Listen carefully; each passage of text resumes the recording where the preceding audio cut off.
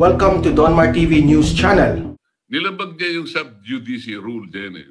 Okay. Nasabi niya, ano bang gusto mangyari nila? Sabi nga gano'n, ano? Nabasa ko lang sa mga periodiko dyan.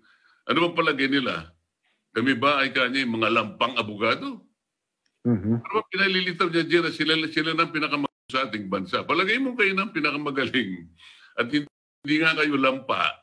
Ako tingin ko mga lanta naman ng mga abogado dyan sa kanilang... Saan ka naman nakakita? Ba't mo i-disclose yun prematurely? Eh meron kang collegial obligation. Public office is a public trust. Opo. Si Commissioner Rowen Guanzon ay isang public servant. Ano sinasabi doon sa provision na yun sa saligang batas? Kinakailangang pagsilbihan mo ang mamamayan ng may pagtitiwala, ng eficiente, at ng buong responsibilidad.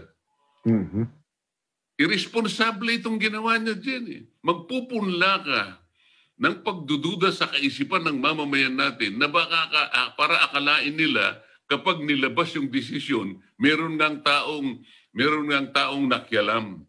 Mapanganib din. Pinahihina niya yung pundasyon ng ating institusyon. Akala ko ba ang COMELEC ay nandyan para silang manguna sa isang mapayapa, orderly, at isang tapat na resulta ng isang dito pa lang sa proseso nila dyan eh. Siya na yung lumabag eh.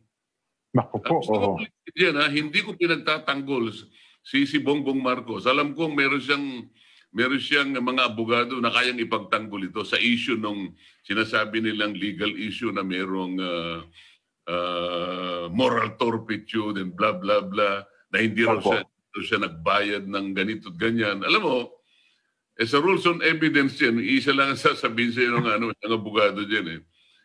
The best evidence is the document itself, sabi niya. Tama po. Ipakita na lang ebidensya. Yun na lang, wala nang pagtatalo doon eh. Pero ang malaking issue dito, Jen, sabi ko nga sa iyo, kayang ipagtanggol ng kampo ni Marcos ang kanyang sarili. Sinasabi ko ito, not in defense of Bongbong Marcos, but in defense of our people. Ayoko na magkaroon ng kaisipan ng ating mamamayan dahil dito lamang sa pag-iinarte ng isang commissioner, walang hindi responsableng gawain ito. Hindi ito ang parametro, hindi ito ang sukatan ng pagganap ng tungkulin ng isang public servant din. Lumilitaw talaga na isa lamang siya sa bumoto laban kay Bongbong. Kasi tatlo sila, di ba? Ang desisyon talaga ay majority. Siya mismo ang pinakita niya ngayon. Ang sabi niya, hindi naman kami lampang abogado. Oo. Kung hindi ka lampang abogado, pinakita mo na eh. Kasi ang desisyon talaga ay magagawa lamang in consultation with the members of the division. Mapa-division man o mapa-ambang. Opo. Sa consultation, hindi siya ang gumawa ng punesya. Kasi kung ang majority dyan, disqualification, isa sa kanila ang gumawa ng ponensya na disqualified si Marcos. Ngayon, ang ponensya hindi siya. Sa mga lumilitaw at pinalitaw niya sa sarili niyang kagagawan na ang talagang boto, ang majority dyan, hindi disqualified si Marcos. Hindi disqualified. Malito ito. So kahit pala ikaw ang chairman ng First Division, hindi laging siya ang punesya. Kung sabi, sa tatlo na yon, kung sino ang pipiliin na sa punesya, hindi automatic na kung sino yung chairman, sapagkat siya ang chairman ng First Division, di ba? Pero hindi ibig sabihin siya rin ang punesya nung yung desisyon. Ang gagawa ng punesya din ay yung mas marami yung pananaw kung aksyon na gagawin. Ang ibig ko sabihin, nung magkonsultahan sila sa bawat isa, ito pinakikita na at lumilitaw talaga. Dalawa yung ito, not in favor of disqualification. Kaya nga isa sa kanila ang gagawa ng desisyon. Halimbawa, ang desisyon na kanilang na-reach, halimbawa din, ay i-disqualify si Marcos, isa doon ang gagawa ng desisyon for disqualification. Ganun pala ang proseso. Nag-iinarte siya ngayon pinalitaw niya ngayon na ang majority talaga decision is not in favor of disqualification. Oho. Ito yung malinaw. Ito yung malinaw. Alam mo kung siguro si Commissioner Gonzon ay 5 years pa, halimbawa, Nasa termino, opo. ako na mismo siguro mag-institute ng impeachment sa kanya.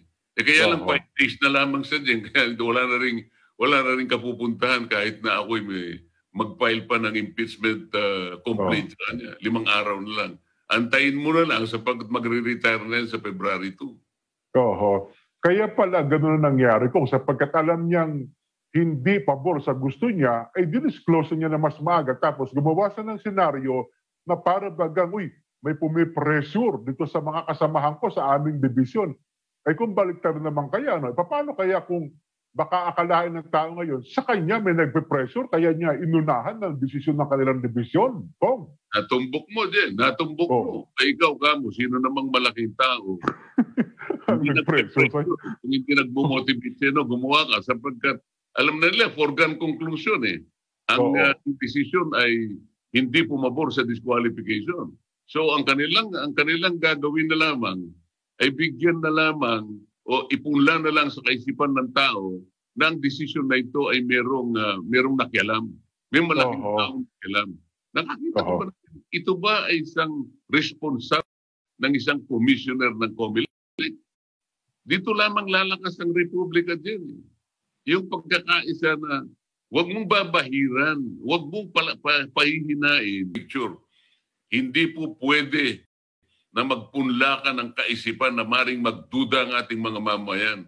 Para yung pundasyon ng lahat ng ating mga institutions, mapa-administrative man yan, mapa-executive, legislative, o kaya yung judicial, dapat ang mga pundasyon ng ating pamahalaan ay matatag. Pero sa ginawa niyang ito, alam naman niya na pinahihina niya, direkta, deliberately, gumagawa sila ng paraan para pahinain ang institusyon ng ating pamahalaan. Ito yung malaking issue. This is the bigger picture. Kaya ako nagsalita ng ganito dyan, hindi dahil kay Bongbong Marcos. Alam kong kayang ipagtanggol ni Bongbong ang sarili niya. Pero ang gusto kong makita natin is the larger picture. Sa ganon ay pahinain ang institusyon natin. Nang dahil lamang sa siguro meron ding malalaking tao, o sige, ganito na lang ang gawin mo. Gumawa ka ng eksena, mag-inarte ka. Total, hanggang February 2 ka na lang. Makakaito ka pa rin dyan. Sa anumang paraan, sabi niya ganyan, makakagasgas ka pa rin. Yan ba ang trabaho ng hindi lampang abogado, Jen? Naku po. Dito sa nangyaring paglalahad niya nito na prematurely, lumilitaw ang majority decision, hindi naniniwala doon sa pananaw ni Commissioner. Doon sa kanyang pananaw niya, opo. Yung pananaw niya ay hindi binding sapagkat nag-iisa siya. 2:1 eh. Ang boto ay 2:1 kasi division sila eh. Pag pumunta sa NBank, pag nakakuha ng 4 ang isang sinasabi niya, pinipilit niya na sa opinion niya ay nakagawa ng isang aksyon si BBM na constituting moral turpitude. Sinabi na nga ng Korte Suprema sa mga related na pag-usisa nila sa bagay na yan, the non-file act is not moral turpitude. Sinabi na ng yan, the Supreme Court. Kung hindi naniniwala si Commissioner Gonzon na naniniwala siya sa sarili niya at sa mga taong na may pressure o nagmo-motivate sa kanya, yun ang mananalo. Kasi 7 lamang ang members ng COMELEC. Pero walang saysay. Yung kanya, kung ano man ang opinion niya, sapagkat ang opinion niya ay dapat mapailalim doon sa opinion ng dalawa kasi yun ang majority. Tama po. Hindi pa niya kayang isipin yun. Kahit napuntahan pa natin yung legal issue, problema na nila yun, Jen. Pero pinag-usapan natin, si Bongbong Marcos hindi na-convict ng isang krimen sa kanyang maximum, na mayroong maximum penalty. Bakit ka mo? Pinagbayad ng fine din eh. Opo. Yung sinasabi ni Commissioner Gonzon na maaring ipataw yung accessory penalty ng disqualification, akma lamang doon sa mga krimen na pinatawan ng maximum penalty. Halimbawa, sa revised penal code dyan, death kanya. Hindi niya maiintindihan talaga ito dyan. Kaya ganitong panahon, nangitlog na yung manok dyan. Naging manok na, naging sisiw na, nandiyan pa rin ang kaso.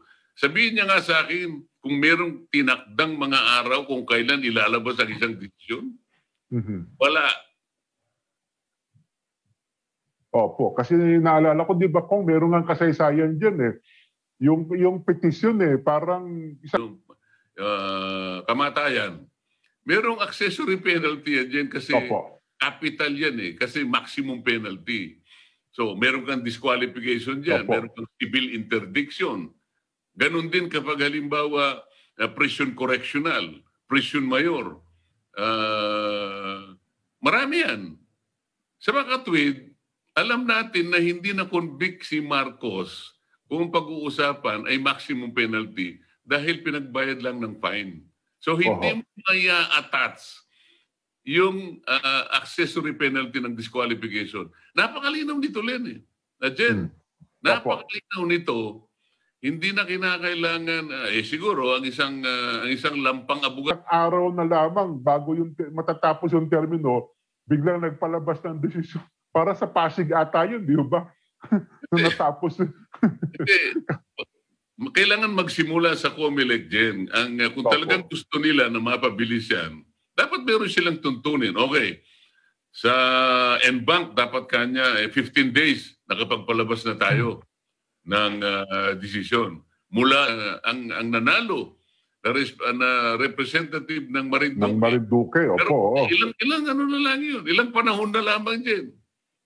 O lahat ito nagmumula sa COMELEC sa kanilang kabagalan pagkatapos ngayon magsasalita siya mula doon sa araw na ating niresolve ito na ito'y gagawin na ang pagdidesisyon. Mula doon kanya mga 15 days lang. Dapat merong gano'n. Kung halimbawa naman division, kailangan 5 araw pagkatapos nating makuha lahat ang mga dokumentong kailangan nating pagbasihan, within 5 days ay magdidesisyon tayo. Wala nga gano'n dyan eh. Uupuan din nila doon hanggang sa mag-a-appeal ang bawat isa, pupunta sa Korte Suprema. Korte Suprema naman, alam mo naman yan, kakailanganin niya ang 2 taon bago sila magpasya. Kaya makikita mo doon sa Congress, karaniwan na, nag-file sila ng kaso, 1 week na lang, matatapos na yung term ng isa. Kaya naging congressman siya for 1 week. Huwag na tayong lumayo. Ang speaker namin ngayon, si Speaker Velasco. Hindi ba? Takot na problema na inabot ng kanyang kaso. Napagtibay na siya nagmamadali siya kasi magre-retire siya sa February 2. February 2, tapos na. Mag-eksena bago siya mag-exit. Hindi problema ng ating mga ibang mga opisyalis dyan. Servant, taliwas ito. Hindi makapag-retire nang walang eksena, nang walang pag-iinarte, na hindi dinidisqualify si Marcos. Pinalilitaw niya ngayon na mayroong malaking taong namagitan. Ito yung dyan din. Di magkakaroon ngayon ng mawawala ng pagtitiwala ang mamamayan natin sa ating mga proseso. Ito yung mapangat na sinasabi ko. Kaya ako nakikialam, kaya ako nagbibigay ng komento sapagkat ayaw kong mangyari ito, Jen. Ayaw kong madaya. Ayaw kong mag-alinlangan ang ating mamamayan kung ang pag-uusapan ay yung proseso ng ating pamahalaan, lalong-lalo na sa pagpili ng ating magiging leader sa kinabukasan. Kapag ka nagpalabas ng desisyon tuloy, ang First Division, sapagkat inunahan na niya kung hindi talaga maaalis sa isip ng tao, lalo pa nga nung iba na wala pa nga yung desisyon, may duda na. Di lalo na kapag kayo nilabas na po yung desisyon.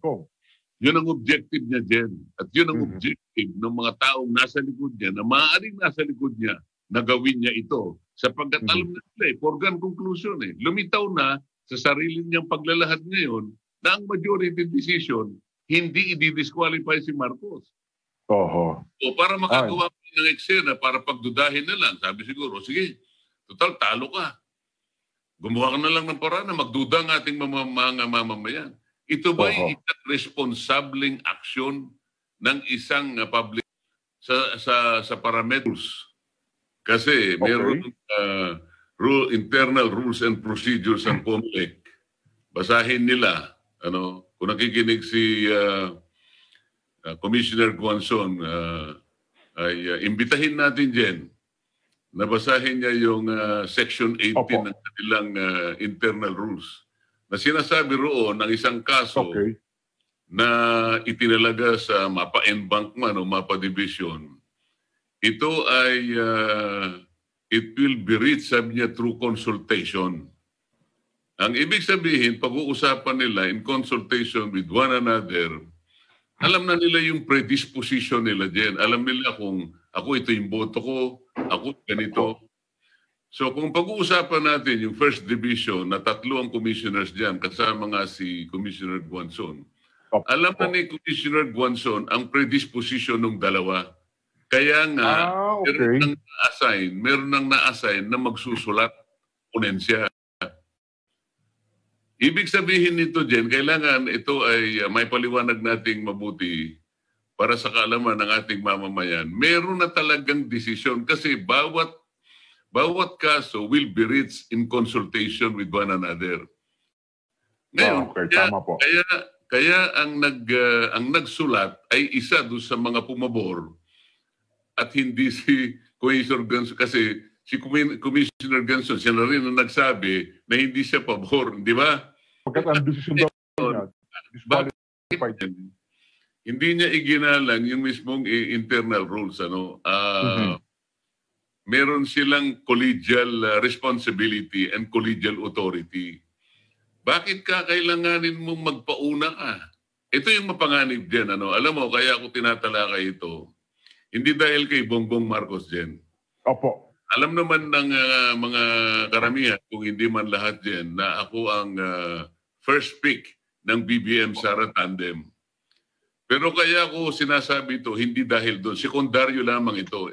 Ang gusto kong tutukan dito ay yung pangkalahatang interes ng ating bansa at ang ating mamamayan. Hindi mabuti ang ginawa ni Commissioner Guanzon sapagkat sa kanyang ginawang yon, nagpupunla siya ng pagdududa sa kaisipan ng ating mamamayan na para bang merong nangyaring hindi mabuti, para bang ito, pinalilitaw niya ngayon, merong political interference. Merong isang tao na nakikialam. Hindi po yun din. Alam mo, bago pa na-i-assign para isulat yung ponensya, nagkausap na yung 3 na yan sapagkat yun ang procedures na sinasabi ko. Yun ang internal. Yung 3 commissioner ko, opo. Alam na nila, meron na silang predisposition sa bawat isa. Kaya nga na-i-assign na yung pagsulat sa desisyon, doon siya sa kanila. Ibig sabihin, silang 3 nagkaalaman na. Bakit pipilitin niyang magmadali? Bakit siya nagmamadali dyan? Kailan, meron bang o yung kanyang mga abogado, yung kanyang mga staff, pwede bang sa kaalaman natin, baka naman hindi ko nabasa, baka naman merong isang provision na mahigpit na talagang pinatutupad na kapag yung kaso ay napunta na sa isang division o kaya sa Embank, meron silang strict na period na kung saan ay ipopromulgate nila ang decision. Meron ba? Wala naman po Ako nga dyan, nung ako'y nasa Alagad Party List pa, biktima rin ako niyan Isipin mo, wala silang pakialam kung halimbawa ay kailan matatapos sa kanilang opinion.